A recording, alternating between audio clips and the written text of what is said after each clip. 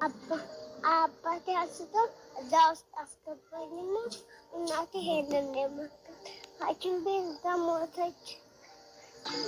በጥይት ነው በጥይት መቱኝ። እነሱ ሄዱና አባቴ እዛ ውስጥ መሐመድና ሆስፒታል ወሰደኝና እናቴን ሞቷት እዛ ሄደን እዛ እየታከምኩኝ እዛ እናቴ ሞተኝና የመጣሁ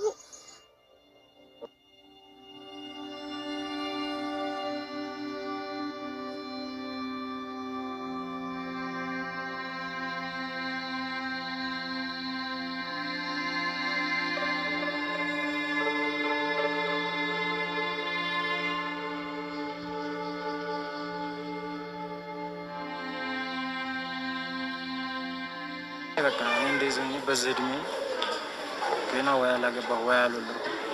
ሁለመናው ነገር በቃ ሳስበው ራሴን በቃ ለማጥፋት ህይወቴን በቃ ለማጥፋት ይህ ብቻ ነው የሚታየኝ። ሌላ ምንም የሚታየኝ ነገር